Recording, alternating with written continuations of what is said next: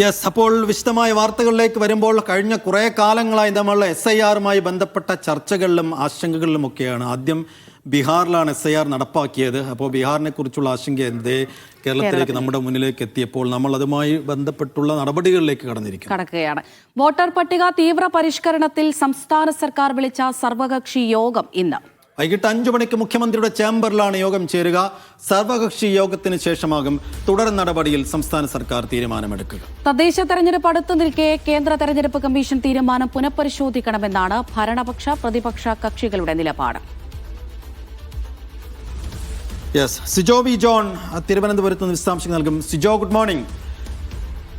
സിജോ, ഈ SIRമായി ബന്ധപ്പെട്ട നടപടികൾ അങ്ങോട്ട് തുടങ്ങിയിട്ടുണ്ടെങ്കിലും അത് ഈ തദ്ദേശ തെരഞ്ഞെടുപ്പിൻ്റെ തിരക്കുകളുടെ ഇടയിലായിപ്പോയി എന്നുള്ളതാണ് ഉദ്യോഗസ്ഥരുടെയും വോട്ടർമാരുടെയും ഒപ്പം സംസ്ഥാന ഇലക്ഷൻ കമ്മീഷന് പോലും അതിൻ്റെ പ്രയാസങ്ങളുണ്ട് എന്നത് വ്യക്തമാണ്. അപ്പോൾ ഇതിൻ്റെ കൂടെ തന്നെ ഇതെടുക്കേണ്ടതില്ല, അത് കഴിഞ്ഞിട്ടാകാം എന്ന ഒരു ആവശ്യം രാഷ്ട്രീയ പാർട്ടികൾക്കുണ്ട്, ജനങ്ങൾക്കുണ്ട്, ഇപ്പോൾ ഉദ്യോഗസ്ഥർക്ക് പോലും ഉണ്ട്. അപ്പോൾ എങ്ങനെയാണ് ഈ സർവകക്ഷി യോഗത്തിൽ ഇത് സംബന്ധിച്ചുള്ള ചർച്ചകൾ നടക്കുക? അപ്പോൾ ഇങ്ങനെ ഒരു ആവശ്യം മുന്നോട്ട് വച്ചാൽ തന്നെ ഇത് ഇലക്ഷൻ കമ്മീഷൻ എത്ര കണ്ട് അംഗീകരിക്കാൻ സമ്മതിക്കാൻ സാധ്യതയുണ്ട്?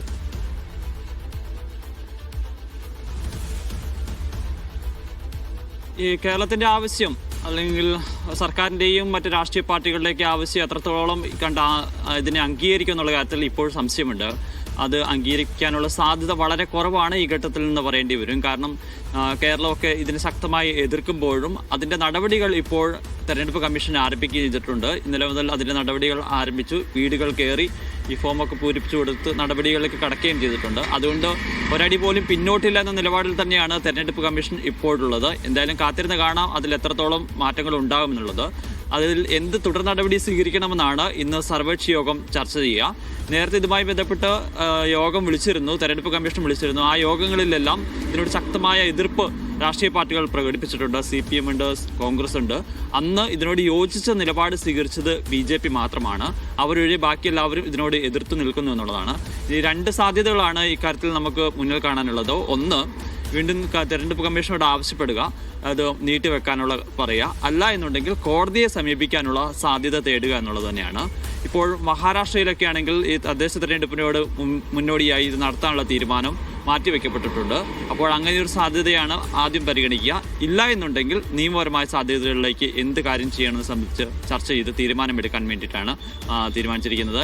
എന്തായാലും ഒരു പൊതുവികാരം ഈ SIR ഇപ്പോൾ വേണ്ട എന്നുള്ളത് തന്നെയാണ്. ആ ഒരു കാര്യം എന്തായാലും ഈ സർവകക്ഷി യോഗത്തിന് ശേഷം തെരഞ്ഞെടുപ്പ് കമ്മീഷനെ ഈ ഓൾ പാർട്ടി മീറ്റിംഗിൻ്റെ തീരുമാനം എന്ന നിലയിൽ തന്നെ അറിയിക്കുകയും ചെയ്യും.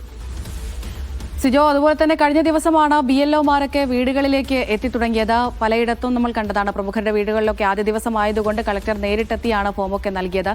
നടപടിക്രമങ്ങൾ എങ്ങനെയാണ് പുരോഗമിക്കുന്നത്? ആളുകൾ അതിനോട് സഹകരിക്കുന്നുണ്ടോ നിലവിൽ?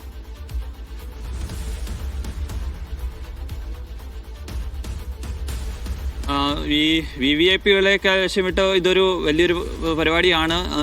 ഇതിൻ്റെ മാസ് ക്യാമ്പയിൻ്റെ ഭാഗമാവണം എന്നുള്ളൊരു പ്രതീതി സൃഷ്ടിക്കുകയാണ് ഇപ്പോൾ കമ്മീഷൻ ചെയ്യുന്നതെന്നാണ് നമുക്ക് തോന്നുന്നത്. പക്ഷേ അതിനപ്പുറത്തേക്ക് ഇത് താഴെത്തട്ടിലേക്ക് എത്രത്തോളം ചെല്ലും, ഈ ചുരുങ്ങിയ സമയത്തിനുള്ളിൽ ഇത് എത്രത്തോളം കാര്യക്ഷമമായി നടപ്പാക്കാൻ സാധിക്കും? ഈ ബീഹാർ ഉൾപ്പെടെയുള്ള സ്ഥലങ്ങളിൽ ചെയ്തതുപോലെ കൂട്ടത്തോടെ പട്ടികയിൽ നിന്ന് ആളുകൾ ഒഴിവാക്കപ്പെട്ടു പോകുന്ന സാഹചര്യമുണ്ടോ? മുഴുവൻ ആളുകളെയും ഉൾക്കൊള്ളിച്ചുകൊണ്ട് ഇത് ചെയ്യാൻ പറ്റും? അത്തരത്തിലുള്ളൊരു ആശങ്ക ഇപ്പോഴും നിലനിൽക്കുകയും ചെയ്യുന്നുണ്ട്. എന്തായാലും വരും ദിവസങ്ങളിൽ മാത്രമേ നമുക്കിത് ഇതിനെ സംബന്ധിച്ച് കൃത്യമായ ഒരു ധാരണയിലേക്ക് എത്താൻ പറ്റൂ, എത്രത്തോളം സക്സസ് ആയി എന്നുള്ളത് സംബന്ധിച്ച്. പക്ഷേ ഈ പറയുന്ന ആശങ്കകൾക്ക് വലിയ കാര്യമുണ്ടെന്ന് പറയേണ്ടി വരും. കാരണം ഇത്തരത്തിൽ പല ആളുകളെയും പട്ടികയിൽ നിന്നൊക്കെ ആളുകളും വരുന്നില്ല എന്നുള്ളൊരു പരാതിയൊക്കെ നിലനിൽക്കുകയും ചെയ്യുന്നുണ്ട്. അങ്ങനെ ഈ വളരെ ചുരുങ്ങിയ സമയം കൊണ്ട് ഇത്തരത്തിലൊരു പരിഷ്കരണം നടത്തുമ്പോൾ എത്ര പേര് പുറത്താകും, അല്ലെങ്കിൽ എത്ര പേരെ ഇതിൻ്റെ അകത്ത് ഉൾക്കൊള്ളിക്കാൻ സാധിക്കും? ഈ പട്ടികയിൽ നിന്ന് പുറത്താക്കപ്പെടുന്ന ആളുകളെ വീണ്ടും കൊണ്ടുവരാനുള്ള സംവിധാനങ്ങളുണ്ടാകുമോ? അത്തരത്തിലുള്ള ഒരു ആശങ്ക എന്തായാലും നിലനിൽക്കുകയും ചെയ്യുന്നുണ്ട്. അതോടൊപ്പം തന്നെയാണ് ഈ തെരഞ്ഞെടുപ്പ് അടുത്ത് നിൽക്കുന്ന സാഹചര്യത്തിൽ അതുമായ നടപടിക്രമങ്ങൾക്ക് ഉദ്യോഗസ്ഥർ മുന്നോട്ട് പോകേണ്ടതുണ്ട്. അപ്പോൾ ഈ കാര്യങ്ങൾ കൂടി ചെയ്യേണ്ടി വരുമ്പോഴുള്ള ഒരു പ്രായോഗികമായ ബുദ്ധിമുട്ട് നിലനിൽക്കുകയും ചെയ്യുന്നുണ്ട്. അപ്പോൾ അത് നമുക്ക് എത്രത്തോളം സക്സസ് ആകും എന്നുള്ളത് സംബന്ധിച്ച് കാത്തിരുന്ന് കാണേണ്ടതുണ്ട്. എന്തായാലും വലിയ ആശയക്കുഴപ്പവും പ്രശ്നങ്ങളും ബുദ്ധിമുട്ടുകൾക്കൊക്കെ ഇത് ആളുകൾക്കിടയിലും അതോടൊപ്പം തന്നെ ഉദ്യോഗസ്ഥർക്കിടയിലും ഉണ്ടാക്കുന്നുണ്ടെന്നുള്ള കാര്യത്തിൽ യാതൊരു സംശയമില്ല. അല്പം കൂടി സമയം കിട്ടുകയാണെന്നുണ്ടെങ്കിൽ അത് ഇച്ചിരി കാര്യക്ഷമമായി തന്നെ നടപ്പാക്കാനുള്ള കാര്യങ്ങളിലേക്ക് ഇവർക്ക് കടക്കുകയും ചെയ്യാം. പക്ഷേ അത് പറ്റത്തില്ല. ഈ തദ്ദേശ തെരഞ്ഞെടുപ്പിന് മുന്നോടിയായി തന്നെ ഇത് വേണമെന്ന ഉറച്ച നിലപാടിൽ നിൽക്കുകയാണ് കേന്ദ്ര തെരഞ്ഞെടുപ്പ് കമ്മീഷൻ.